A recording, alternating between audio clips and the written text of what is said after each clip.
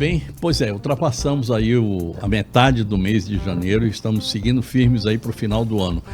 Você fala assim, final do ano, Léo, já no mês de janeiro, falo pelo seguinte, porque é um ano político, porque é um ano eleitoral, porque é um ano que a gente tem muitas mudanças, porque é um ano que nós vamos ter duas formas de pagar imposto, o tal do arcabouço fiscal, que tem gente que chama de calabouço fiscal, não importa. E nós vamos ter aí, de novo, por tendência, aquela coisa da esquerda-direita, aquela briga eterna entre esquerda e direita, porque a gente esquece que quem comanda o Brasil nem é esquerda nem é direita, é o centrão. E o centrão é algo que nasceu lá em 1988, no dia que resolveram fazer uma Constituição Federal, que deveria servir a um propósito, era para um governo parlamentarista. E esse governo parlamentarista se foi. E aí ficamos nós com o presidencialismo. E esse governo presidencialismo foi o adubo para aquela terra fértil onde foi plantada aquela coisa de captação do Estado por pessoas. Isso já tem muito tempo. E isso parece que ainda vai demorar muito tempo. Porque as coisas não acontecem na velocidade que a gente quer, nem do jeito que a gente gostaria. As coisas parece que tomam suas próprias formas e avançam da forma como elas querem. Segunda-feira, um ótimo dia para a gente conversar a respeito de educação. Eu, de vez em quando, falo aqui, eu fico me repetindo, dizendo que a educação é que redime um povo. E eu vou dizer mais, que a educação é a base que forma uma nação. Não importa que área você quer falar, medicina, segurança, agricultura, onde quer que você pense. Se você não tiver uma professora, um professor para ensinar os primeiros passos, as primeiras letras, você vai se atrapalhar todo durante a vida.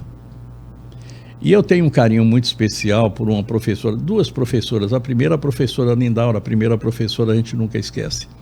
E a outra é a professora Nevinha, a professora Maria das Neves, lá do Grupo Escolar 12 de Outubro, lá de Salvador. E lá nesse Grupo Escolar 12 de Outubro foi que ela me ensinou o valor da língua portuguesa, da língua bem falada. A gente, quando está conversando aqui, a gente, em vez de dizer nós, a gente fala a gente. Essa conversa coloquial. Mas a pessoa que eu trago aqui hoje é, primeiro, uma professora de linguística, uma professora que cuida dessa parte que a gente precisa ter para que a gente entenda o resto do mundo. E depois, ela é reitora, pelo seu andar, ela é reitora da UNIR, uma referência em tudo que se faz em termos de educação aqui em Rondônia. Professora, muitíssimo obrigado por você ter vindo aqui. Eu sei que a sua vida não tem sido fácil, mas tem uma coisa que eu já falei aqui no início, antes da gente começar essa conversa. A UNIR está pacificada, né? Graças a Deus. Graças a Deus, é um prazer estar aqui e estar aqui com você, batendo esse papo com os telespectadores, que já estive com você em outros momentos, em outros programas. Falar de haitianos, né? Divulgando nossas pesquisas, nosso trabalho de extensão, que era aquele acolhimento dos imigrantes que chegavam, haitianos, e de entender todo esse fenômeno da imigração ou da migração internacional, que é o tema que a gente trabalhou há muito tempo. E voltar aqui com você nesse momento tão importante, 2026 começando rápido, né, a passos. Eu digo que esse ano, você mesmo já sinalizou aí, que vai ser um ano curto, por tudo que tem para acontecer. E para a universidade não é diferente. Ano eleitoral, ano, né, eu digo que eu gosto dos anos pares, acho que vai ser um ano bom. E um ano também que a gente completa 2 anos de gestão, né, a metade da nossa gestão na Universidade Federal de Rondônia. É como você disse, a educação, ela transforma vidas, ela muda um país, tem uma grande importância, e nós somos um país... Redime um povo, redime um povo, e a gente tem o privilégio de ser um dos poucos se não o único, mas um dos poucos países que tem universidade pública, gratuita, né, de graça, de verdade. Porque as universidades públicas de outros países, elas têm uma taxa anual, semestral, paga alguma coisa. Aqui são mantidas também por empresas, essa coisa toda. Tem um outro foco, né? Mas aqui, nós estamos no país que é o Brasil, que tem universidade pública. Professora Marília, você está à frente da universidade, na reitoria da universidade. A gente fala reitoria, parece que é assim, eu sou presidente da universidade, mas na verdade é um grande colegiado em que você tem uma função um pouco acima, né? Porque as pró-reitorias, os departamentos, tudo isso preenchem todo esse campo da universidade, né? Sim, e estar gestora, né? Administrar uma instituição do tamanho que é a Uni, de Guajará-Mirim a Vilhena, nesse nosso estado, que é um estado, né? Que é um estado extenso em termos territoriais, né? Então, de Guajará-Mirim a Vilhena são 1.000 quilômetros praticamente, e a gente tem campus da universidade, né, em 8 lugares, contando com Porto Velho, sendo que Porto Velho é o campus maior, que tem mais cursos. Não é fácil, porque é um grande desafio, mas é prazeroso para uma pessoa como eu, professora, como você disse, pesquisadora, que está na educação há 40 anos. Filha da terra. Sim. Aliás, fazer um brinde à sua vinda aqui com algo que é daqui da terra também. Mina Linda, a melhor água do estado de Rondônia. Água daqui, de Porto Velho. Sim. Como a professora Marília. Como eu, que nasci aqui e próximo ao Rio Madeira, né? Sou beiradeira, né? No Rio Madeira. Então, assim, a universidade, ela completa esse ano 44 anos, ela foi fundada no mesmo ano do estado de Rondônia, da criação do estado de Rondônia. Então, é uma universidade que ela tem uma história ligada à história do desenvolvimento do estado, formou já muita gente que está aí trabalhando, né, e forma ainda, e é uma universidade que eu digo que é uma jovem, nós sempre falamos que é uma jovem senhora que está colhendo seus frutos, está se desenvolvendo, está crescendo. A universidade, ela agora, nesses últimos 2 anos, ela passou por um upgrade, eu diria assim, muita coisa nova acontecendo. Nós estamos conseguindo fazer coisas, já nesses 2 anos, que vamos completar agora em março, que nunca foi feito na universidade. Você já pensou, professora, que você, no dia que deixar a universidade, você vai deixar uma pegada, uma marca, que é o hospital universitário? Que ninguém esperava, que ninguém acreditava e que vai acontecer? A palavra é essa mesmo, acreditar. Muita gente não acredita ainda, ou não acreditava, mas já está tudo certo. Mas realmente é difícil, né? Eu estou na universidade desde 1998 como professora, completo agora esse ano 28 anos de universidade, mas fui aluna também dessa universidade, fiz graduação na Uni. Então a minha história com a universidade começou em 1987.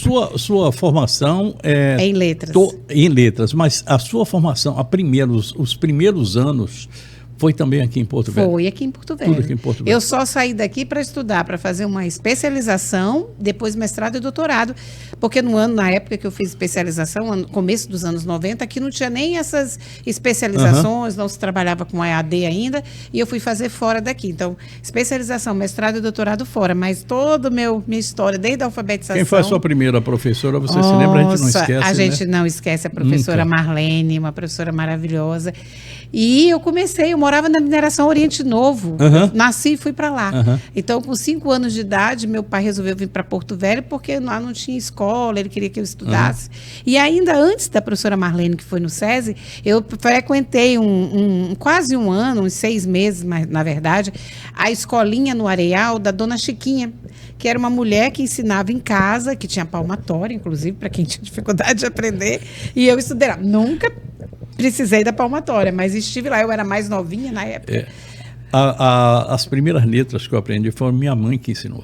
Porque eu morava na fazenda, não tinha escola, então minha mãe que ensinava. Então ela falava lá, nome, vamos aprender a escrever seu nome. Aí colocou a letra E.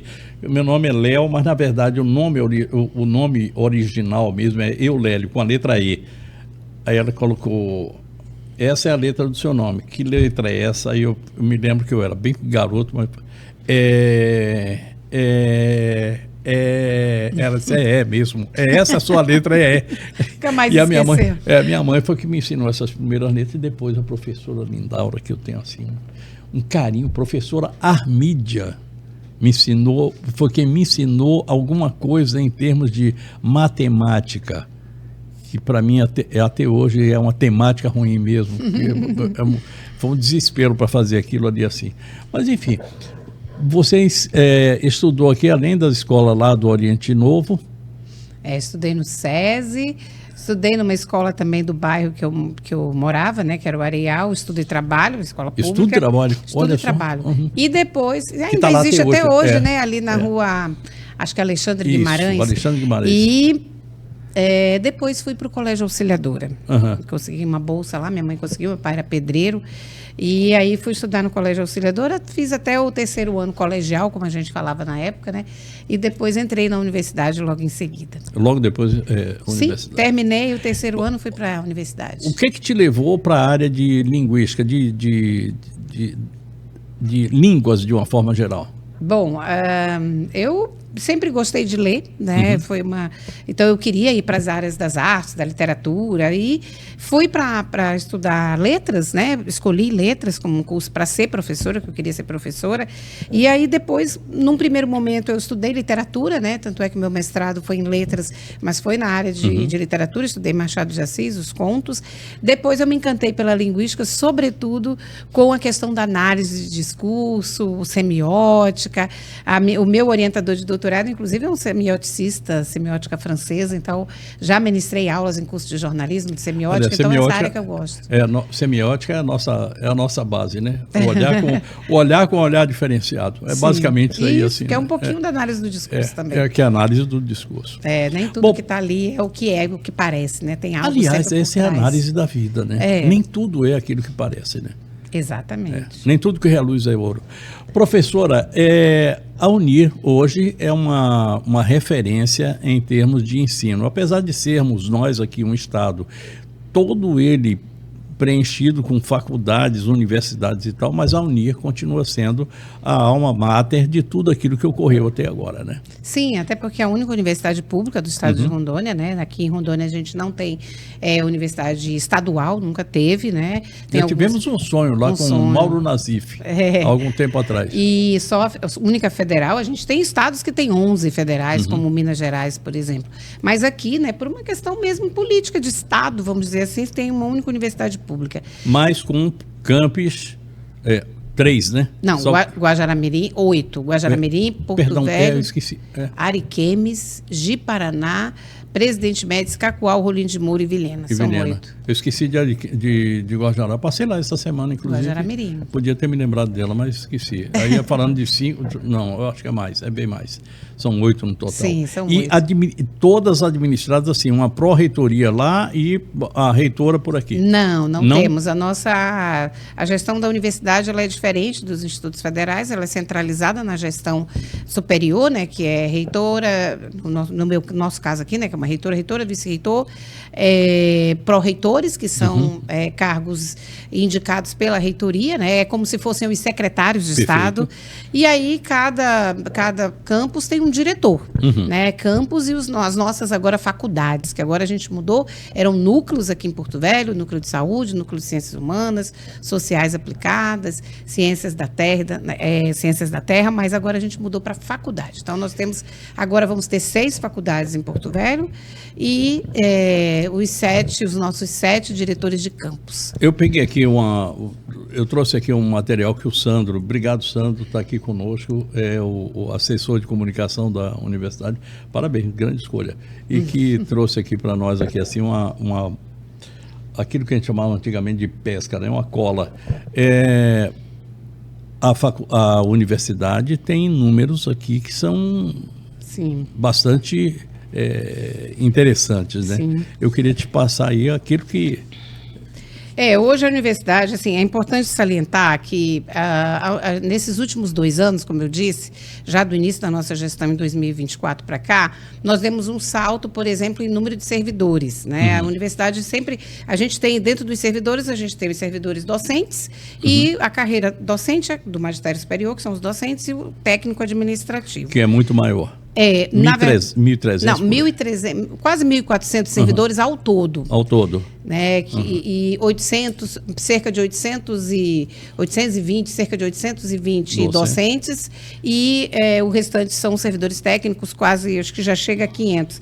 Na verdade, a gente vai, em 2000, hoje, podemos contabilizar, né, esse número ele muda um pouquinho aqui e ali, mas nós conseguimos contratar nesses 2 anos 196 novos servidores, entre docentes e técnicos. Então, é interessante, né, que a gente conseguiu fazer um concurso público para técnico administrativo, para servidor técnico, que o último tinha sido em 2018. Então, a gente conseguiu trazer novos servidores para a universidade. Agora houve uma mudança na carreira, a gente vai ter um concurso esse ano ainda para servidores técnicos, já com uma mudança que o MGI fez, o governo federal, na carreira dos técnicos. Já agora para o primeiro semestre?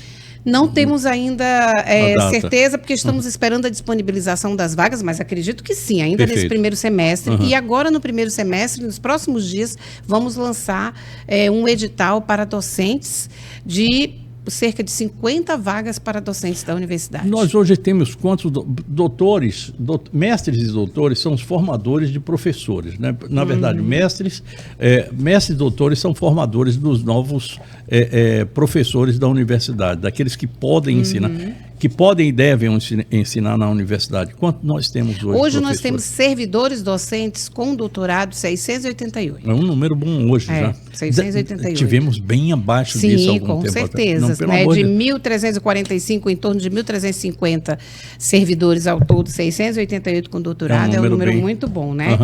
Nós, como eu falei, estava falando de servidores técnicos, 507 a gente tem, né?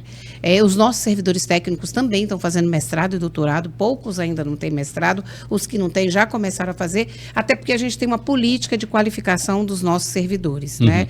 Os docentes a gente já sabe, né? Porque para estar na universidade com programas de pós-graduação e tudo, o doutorado é necessário, né? Tem professores ainda que estão em processo de qualificação para doutorado, mas servidor técnico também, dentro da carreira, chegar ao doutorado, a gente especializa melhor os nossos servidores. Então, muitos servidores fazendo mestrado e doutorado, alguns que já concluíram, então é um quadro altamente qualificado.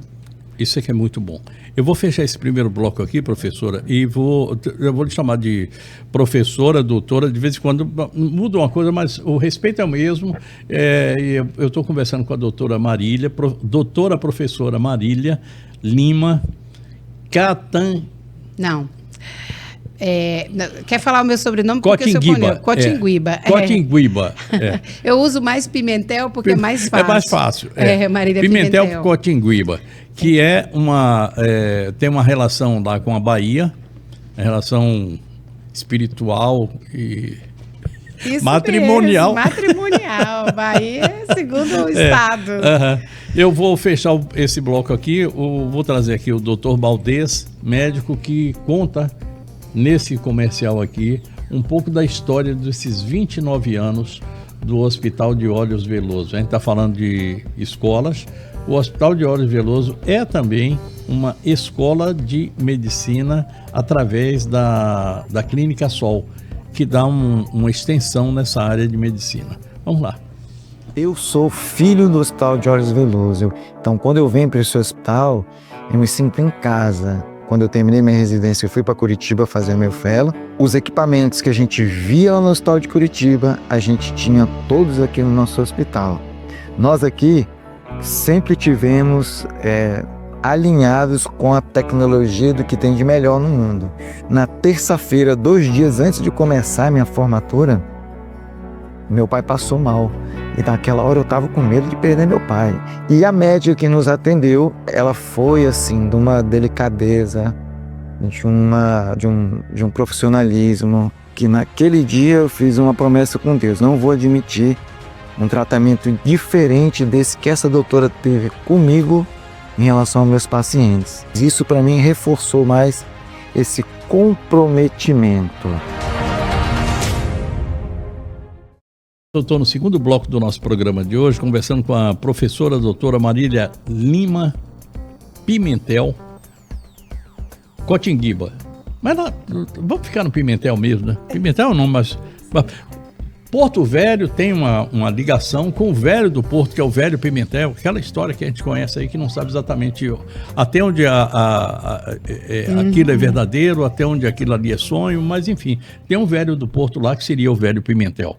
Vai ver que é o avô, bisavô, sei lá, da professora Marília. Bom, sei lá, vamos lá que essa coisa é importante aqui.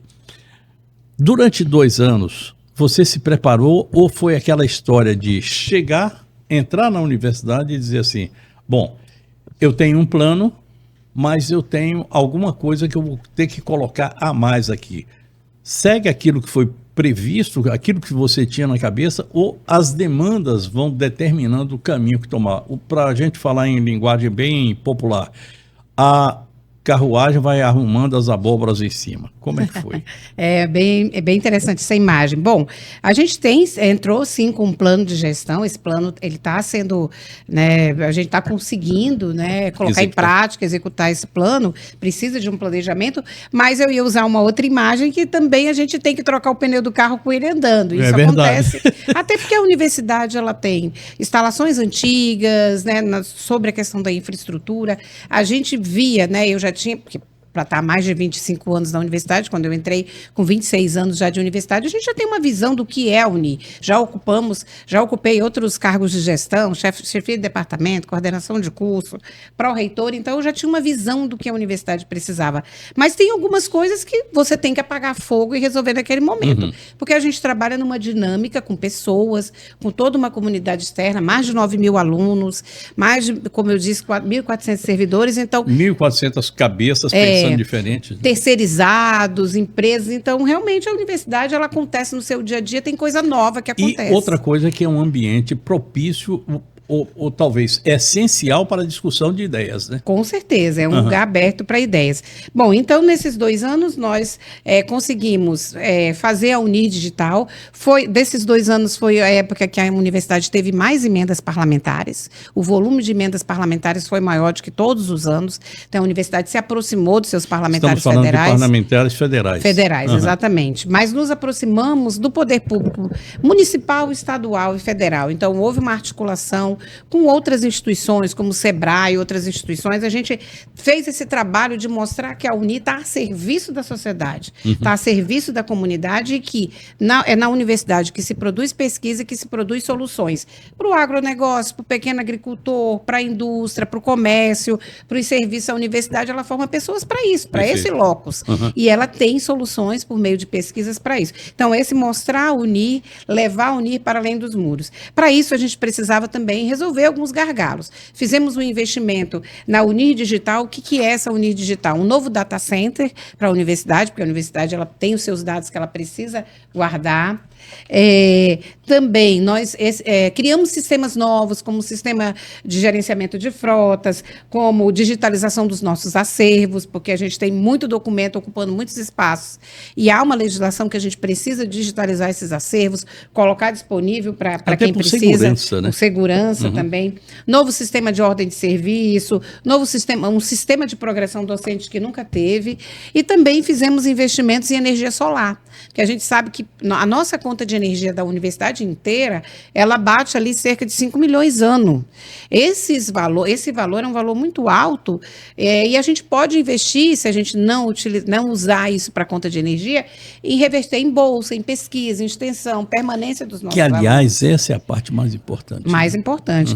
Então, investimos em 2025 4,5 milhões numa usina fotovoltaica, que ela já está dando resultado, com uma economia de cerca de 35%, e agora mais 7,5 milhões, vamos começar a instalar agora, já nesse ano, que é para a gente conseguir, né, com esse recurso, com essa economia, revestir no nosso custeio de bolsa e outras.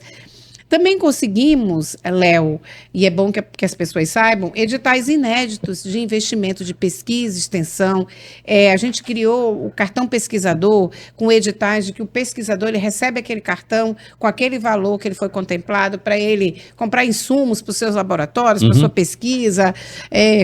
Também cartão pesquisador para fomento à extensão. Criamos editais de fluxo contínuo para que os nossos alunos possam acessar ajuda de custo para apresentar trabalho em outros lugares. Esse cartão, só um detalhe, Sim. Esse cartão pesquisador é aquele que eu posso eu professor, eu pesquisador, eu professor, eu que estou comandando essa área da pesquisa, eu não preciso ir lá para pedir a bênção para comprar um reagente, por exemplo. Eu mesmo vou lá e compro. Exatamente, Pode ser isso, né? porque aí a gente publicou alguns editais específicos para pesquisa, para isso aí que você Perfeito. está falando, como exemplo, né? Mas tem muito mais, equipamentos e tudo mais. E o pesquisador fica com o cartão, ele tem um plano de trabalho que ele apresenta, é aprovado, e ele vai comprar a partir daquilo que ele colocou naquele período de tempo, um ano, se o edital for para um ano, para que ele comprar aqueles equipamentos. Mas esse exemplo é bom porque as pessoas entendem exatamente Perfeito. isso. Perfeito. Ele vai prestar contas depois, tem todo um sistema de prestação de contas e tudo mais.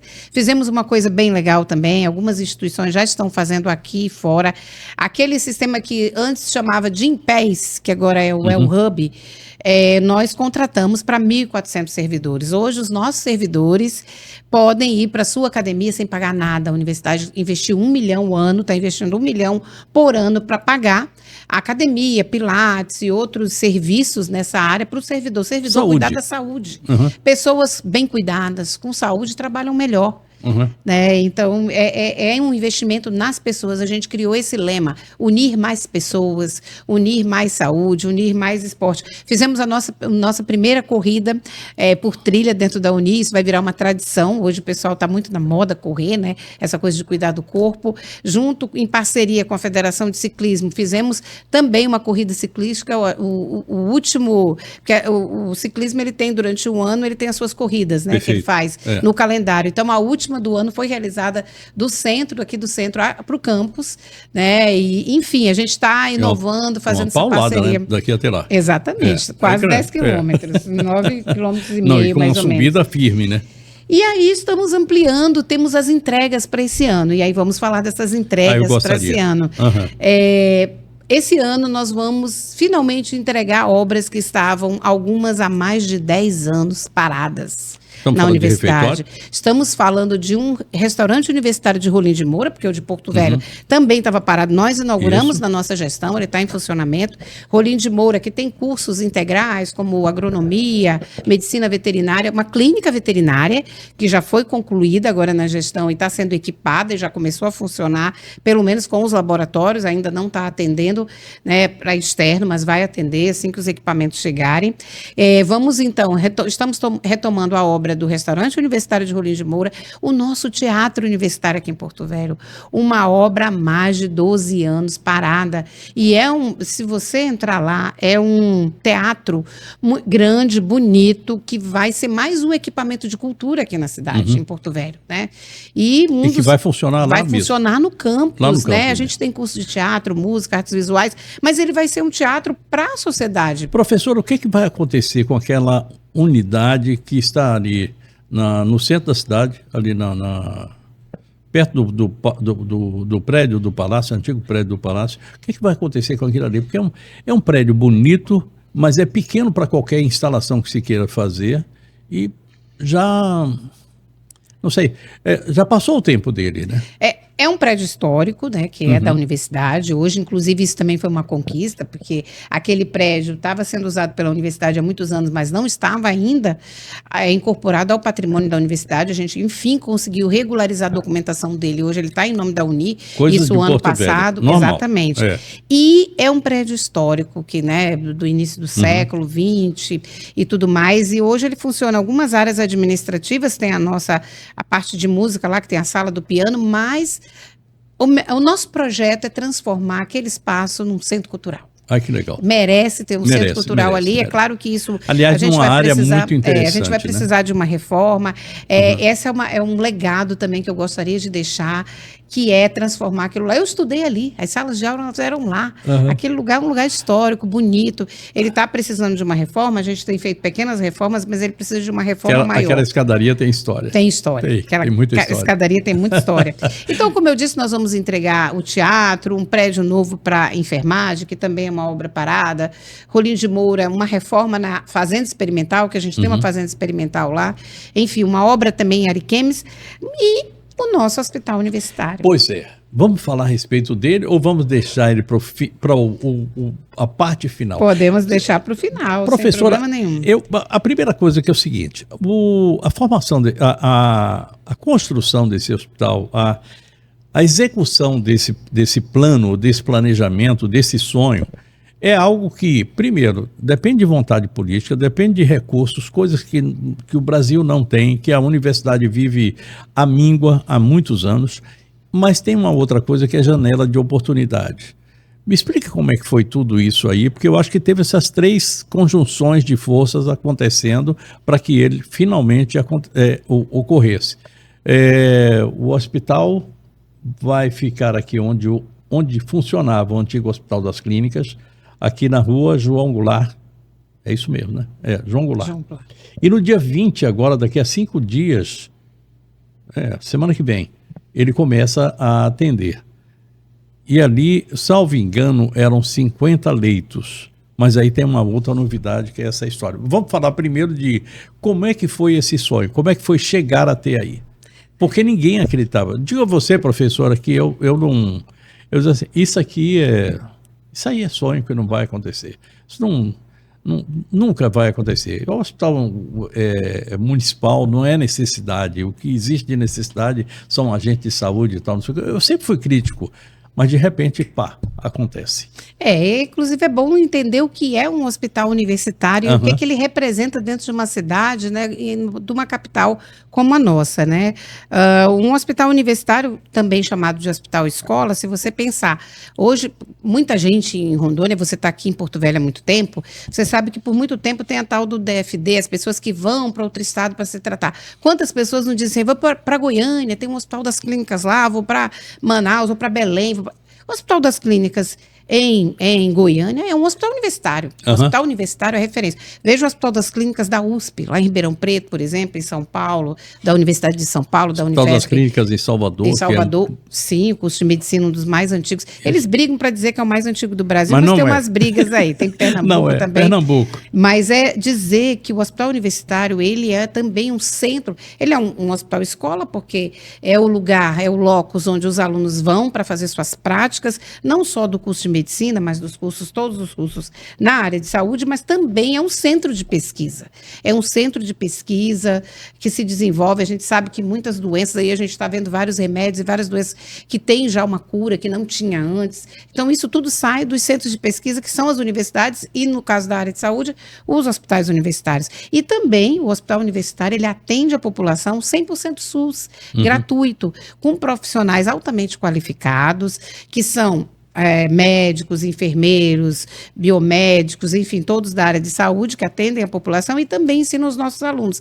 Além do ensino de graduação, também as residências médicas, as residências na área de saúde.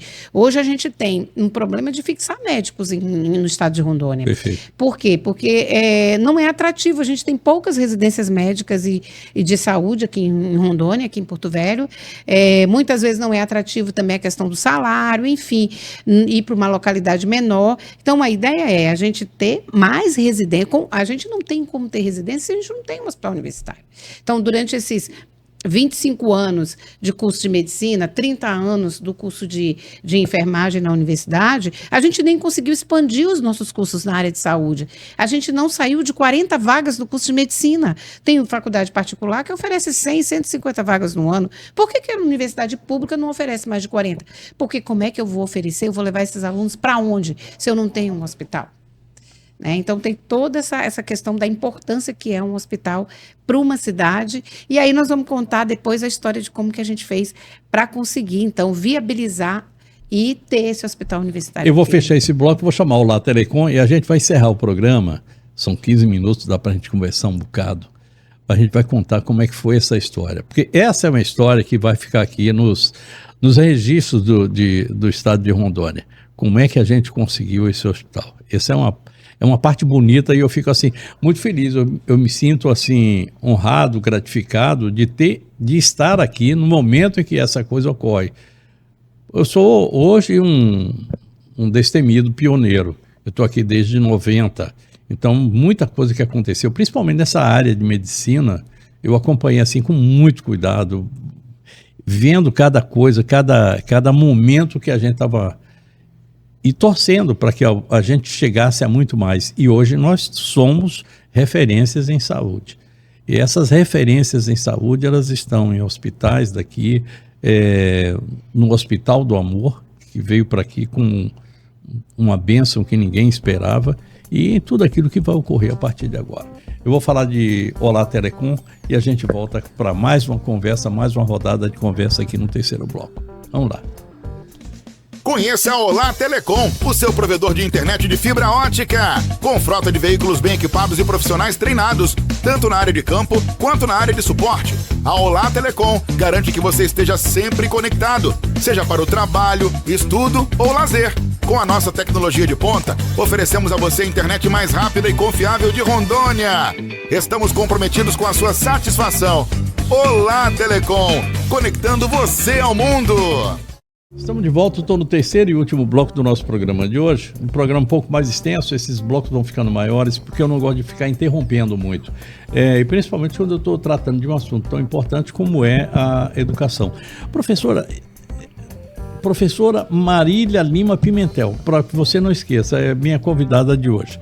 Professora, diz a lenda, que houve um encontro entre uma professora e seu ex-aluno que gerou essa centelha que caiu, que foi determinante para o hospital universitário. Queria que você contasse isso, primeiro saber se é verdade e como é que foi essa história. Bom, com certeza, eu fui professora do hoje prefeito Léo Moraes, né, lá no tempo de escola, como ele diz, né, professora de português. Então temos uma relação muito próxima por isso, né, um grande respeito que ele tem por mim e eu por ele, principalmente enquanto pessoa pública e hoje prefeito, né, pelo trabalho que vem fazendo. E realmente tivemos um encontro, assim como conversamos com tantas outras pessoas importantes no estado e fora do estado para conseguir esse hospital, né. Já vínhamos tendo uma conversa com a EBSER, que é a empresa brasileira de serviços hospitalares, que é uma estatal do MEC, que hoje administra os hospitais universitários. Então ela é uma estatal do MEC. Então quem é responsável pela EBSER? Ela tem um presidente, que hoje é o presidente Arthur Quioro, ex-ministro da Saúde, mas ela é, né, mantida pelo Ministério da Educação. Perfeito. Hoje na pessoa do ministro Camilo. Então já vinha tendo uma conversa desde que assumimos em 2024 para viabilizar, mas precisávamos de um prédio, de um espaço, de algo que fosse mais rápido. Imagina a gente construir um hospital universitário, o tempo que ia demorar em termos de construir desde baixo e também o recurso para isso. Então precisávamos de um apoio de um ente, ou Estado ou Prefeitura. E esse encontro, né, num almoço com o prefeito, falando de outros assuntos, eu falei da importância que é o hospital universitário e de que eu estava procurando parceiros, como ele estava acabando de assumir a prefeitura, de que se ele não queria, né, junto com a universidade, abraçar essa coisa de ter um hospital em Porto Velho. Isso é coisa de um ano atrás. Isso foi bem no início dos primeiros meses, no primeiro mês praticamente de mandato, primeiro ou segundo mês do mandato do Léo, do nosso prefeito. E ele, na hora que ouviu falando do hospital universitário, ele sabe, né, como é que funciona, ele tem um conhecimento, ele disse, não, professora, eu quero, meta, ter um hospital municipal. E como, melhor ainda, um hospital municipal universitário, como ele diz, né? Então vamos conversar mais sobre isso, fazer reuniões em Brasília. Então daí começou essa parceria, e aí junto com essa parceria o nosso senador Confúcio Moura, que já vinha nessa luta muito antes disso, em outra gestão, inclusive da reitoria, fazendo reuniões, marcando reuniões com o Ministério da Educação para viabilizar esse hospital. E sempre, como você disse, a janela de oportunidades. Não é possível agora, não tem recurso, ou Porto Velho não comporta ainda, Rondônia não... Enfim, hoje os únicos estados que não têm hospital universitário era, né? Rondônia e Acre, que agora a Rondônia vai ter. E sempre o ministro, né, e o governo dizendo, eu quero fechar o mapa do Brasil. E senador com muita luta ali, insistente nessa questão do hospital, vem o Léo Moraes com essa vontade de querer um hospital para Porto Velho, essa vontade de fazer por Porto Velho, junto com a vontade do senador, com a vontade da universidade, e marcamos, então, reuniões do Ministério da Educação, marcamos reuniões com o ministro da Educação, com o ministro da Saúde, porque ele é do Ministério da Educação, mas custeado 100% SUS. Então, a gente precisa desse teto SUS, do Estado e da Prefeitura nos ajudando nessa questão da manutenção. Não é que o recurso vai sair dos cofres da Prefeitura e do Estado, sai do SUS. A folha de pagamento é toda pelo governo federal, pelo MEC, pelo Ministério da Educação. Através da EBSER, exatamente. E aí aí foi que essa ideia... E os recursos para manutenção, digamos, vamos lá, construir um hospital é a coisa mais fácil do mundo em relação à manutenção dele a partir dali. Essa manutenção, ela vai ser feita pela EBSER? Toda? Ela é a EBSER administra, mas os recursos são federais, são recursos públicos, Ministério da Saúde com o SUS e pactuado com o município e estado, porque você sabe que tem essa pactuação. Só para falar um pouquinho, nós vamos ter ao todo no hospital, quando ele estiver em pleno funcionamento, que vai precisar construir. Você sabe que o Hospital das Clínicas, que é onde vai ser o hospital, ele não tem capacidade ainda, do jeito que ele está hoje, para ser um hospital universitário. Perfeito. Primeiro vai passar por uma reforma imediata, então não vai ter atendimento agora. Assim que a gente receber o hospital, que receber a doação da prefeitura, que a prefeitura vai doar para a universidade, nós vamos fazer uma reforma, uma adequação para o que é, para os moldes de um hospital universitário, na estrutura que ele já tem, então vai precisar com aumento de leitos, inclusive. Com aumento de leitos, para um mínimo ali de quase 70 leitos inicialmente, mas o hospital ao todo, na sua totalidade, quando ele estiver funcionando em pleno vapor, já com essas instalações novas, 214 leitos ao todo, leitos hospitalares, né? 35 poltronas de hemodiálise e diálise, e aí a gente tem essa subdivisão, né, que eu não vou detalhar aqui, mas a gente vai ter 190 leitos de internação dentro desses 214, 150 leitos gerais, nós vamos ter ambulatórios das especialidades várias, a gente tem um perfil assistencial que está sendo discutido por um grupo de trabalho com pessoas da EBSER, da universidade, da prefeitura, que a prefeitura, claro, está nessa discussão. A gente tem hoje um termo de cooperação assinado para fazer esse trabalho em conjunto, para atender, já foi feita uma análise do perfil assistencial do estado, da cidade, para que esse hospital realmente atenda. A senhora vai me dar um minutinho só aí, já que estamos falando de hospital, vou falar de Samar. Samar é um hospital nosso aqui, está aqui na frente da nossa TV. E nós temos mais 2 unidades que funcionam em Ji-Paraná e Cacoal. E nessas 3 unidades, o mesmo atendimento, o mesmo cuidado, o mesmo comprometimento e principalmente a mesma humanidade no tratamento. Hospital Samar. A rede hospitalar Samar está presente nos principais municípios de Rondônia, com uma estrutura completa de serviços. Consultas médicas ambulatoriais, pronto atendimento 24 horas para situações de urgência e emergência, exames diagnósticos de laboratório e imagens com equipamentos de raio-x e tomografia modernos. Equipe médica especializada para a realização de cirurgias nas mais diversas áreas da medicina e os mais avançados tratamentos de alta complexidade, com a hemodinâmica para procedimentos de cardiologia, UTI neonatal e pediátrica, disponíveis no Hospital Samar Porto Velho. Reunimos mais completos serviços de saúde em um só lugar, para sua comodidade. Seja em Porto Velho, em Cacoal ou em Ji-Paraná, você pode contar com os serviços de saúde da rede Samar, porque cuidar com excelência é o nosso propósito.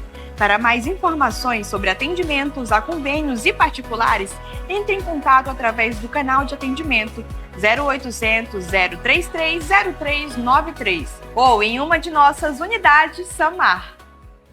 Professora, vamos lá, ainda faltam algumas coisas aí.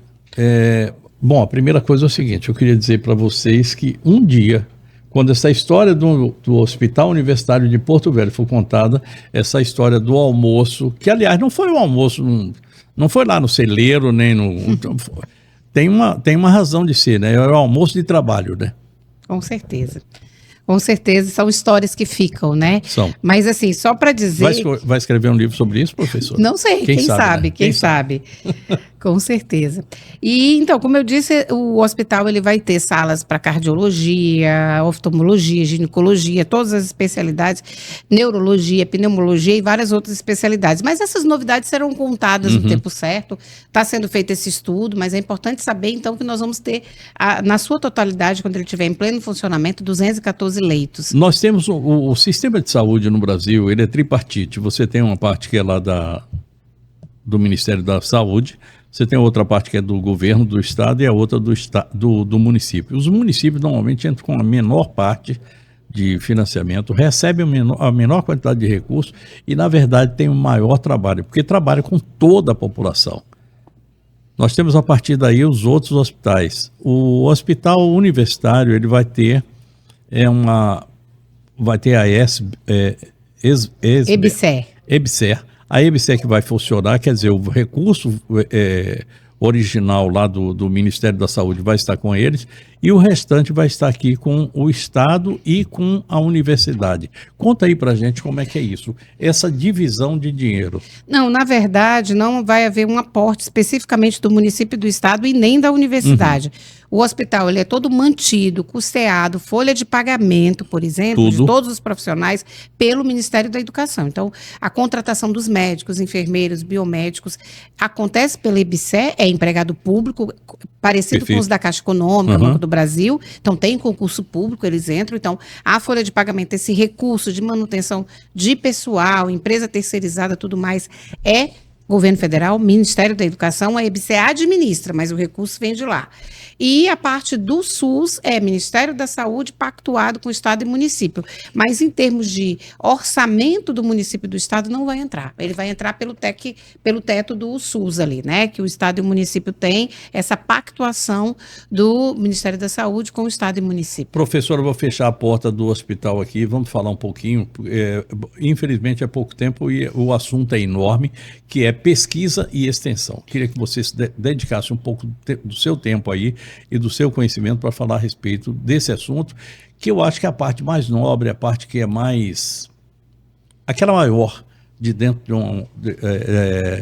de uma universidade, que é a formação dos novos professores, do pessoal que vai tocar a educação de uma forma geral.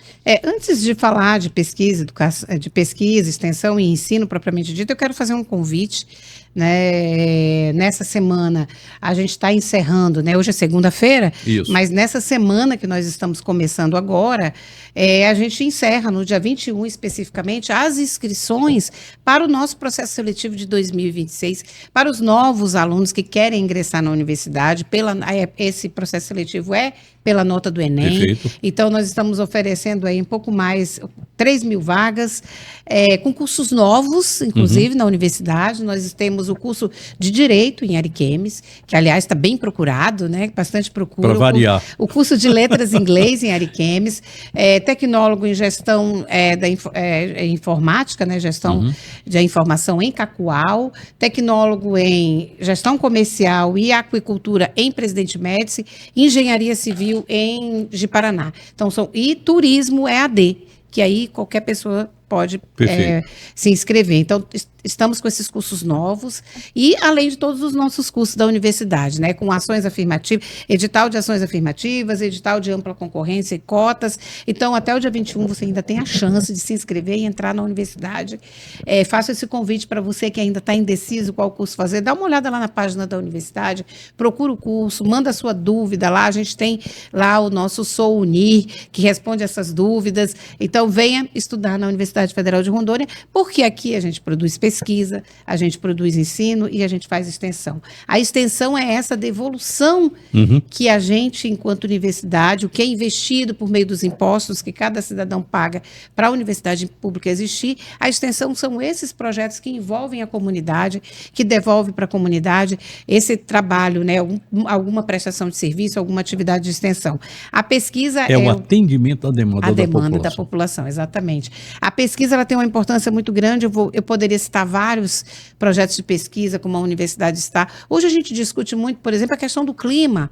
Está chovendo mais, está chovendo menos, a seca extrema, a inundação, né, a alagação, já teve aqui várias alagações, né, muito calor, né, tem mudado as estações, a gente que é daqui ou de qualquer outro estado, a gente viu esses dias o calor extremo ali no Rio de Janeiro, São Paulo, e aí isso tem efeito, né, isso é provocado por algo que vem sendo feito ao longo dos anos, e a gente tem pesquisa nessa área de clima, de preservação, que tem despontado. A gente tem, por exemplo, uma parceria com a Fiocruz, pensando em clima e saúde, com pesquisadores da nossa universidade que têm despontado aí na mídia mesmo, em artigos importantes tratando sobre clima, né, para a gente prever grandes eventos que envolvem o clima, por exemplo, a gente precisa de um estudo para isso, um monitoramento. E a gente tem feito esse trabalho de monitoramento, como outras pesquisas em várias áreas. Estamos trabalhando, é bom também saber, na abertura de cursos para 2027 na área de inteligência artificial, na área de cibersegurança, que são áreas também importantes. Você sabe que na Universidade Federal de Goiás abriu ano passado o curso de IA, inteligência artificial. Foi o curso mais concorrido, mais que medicina. Que coisa. Porque é uma coisa nova e que a gente sabe que isso vai despontar e que vai ter mercado para as pessoas que vão trabalhar com isso. Aliás, meninos e meninas, se vocês esquecerem de que a inteligência artificial está dentro disso aqui, desse telefonezinho, vocês não estão com um juízo bem arrumado, não. E a inteligência artificial não é que ela vá dominar o mundo, nem nada disso, mas ela é a maior ferramenta que nesses 77 anos eu vi. Maior que a criação até da internet, muito maior. Nesses 77 anos é a maior coisa que eu vi para educar, para desenvolver, enfim. Professora, eu queria encerrar essa nossa conversa aqui, primeiro dizendo que foi um prazer enorme recebê-la, mas eu queria encerrar com algo que eu sei que aquece o seu coração. A migração dos haitianos para aqui é algo, nós conversamos isso aí assim, eu acho que há uns 10 anos, por aí, mais ou menos. Mais ou menos. E eu sei que durante esse período você fez muitos trabalhos, tanto na identificação como como colocar esse pessoal que estava vindo ali do Haiti no mercado de trabalho. Enfim, muita coisa foi feita. Ainda tem coisa para ser feita, eu acho que a vida inteira, porque a gente a migração muda de país para país e de povo para povo. E a gente vai ter essa migração no mundo a vida inteira. Com certeza, né? E causada por vários fatores, né? Por questões climáticas, por questões econômicas, sociais, pessoas políticas, tudo. As pessoas migram e vêm. E é muito importante que a gente, enquanto universidade, a gente, enquanto país, a gente não use da reciprocidade, ou se for para o bem a reciprocidade, né? Se tratam a gente mal em outro país, não é por isso que a gente vai tratar mal aqui. Isso é muito ruim, porque o nosso país é um país que é para ser acolhedor. A gente sabe que nem sempre, né? Acontecem algumas violências, alguns xenofobismo com as pessoas que vêm. Mas essas pessoas, elas são força de trabalho para o nosso país, né? Quantos migrantes haitianos e de outras nacionalidades foram para os frigoríficos, foram para vários lugares trabalhar e estão ainda, alguns foram para outro país, mas é importante também que a gente entenda o que é essa diversidade, né? Um país localizado no Caribe tem muita proximidade com a gente aqui na América do Sul, na América Latina de um modo geral, né? Da influência na cultura, influência na literatura, na arte e no trabalho também. Então, essa questão da troca de línguas, né? Da gente acolher linguisticamente também essas pessoas, para que elas possam trabalhar e viver enquanto elas podem e querem viver. Depois daquele momento eu também fiz pesquisa de campo lá no Haiti e tudo mais. Então acho que muitos estudos ainda precisam ser feitos.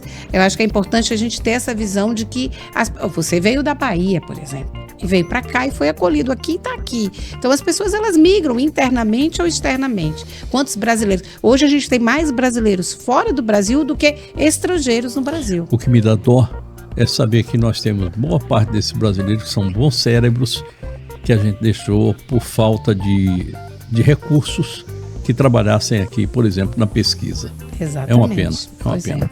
E eu quero agradecer também ter vindo aqui, esse espaço para falar da universidade, uma instituição tão importante para o nosso estado, na área de educação, mas também que forma pessoas para o mercado de trabalho, mas forma pesquisadores, que traz tanta importância para o nosso estado, para a história do nosso estado. É pouco tempo, claro, para falar de tudo que a gente fez, tem muita coisa que a gente não conseguiu falar, mas eu tenho certeza que ao longo do ano viremos aqui anunciar coisas boas, positivas. Seja sócia, doutora. Seja sócia do programa, sempre que quiser. Sandro, é somente você me ligar e dizer assim, eu quero. Pronto, tá lá. Com certeza. Viremos aqui anunciar, né, a inauguração do hospital e de tantas outras coisas boas que a universidade tem a oferecer e que a gente vai trazer aqui para a população e venham estudar na Uni. Hora de ir embora, hora da gente se despedir. Eu espero que você tenha tido aí um final de semana maravilhoso e espero que a semana continue dessa forma. Desejo a vocês boa noite, bom sono e bons sonhos, fiquem com Deus. E você sabe que o ideal é que só vá para a cama depois de falar comigo. É sempre assim, tem sempre uma conversa que é muito melhor para você ter boa noite e bons sonhos. Fiquem com Deus. Tchau, tchau.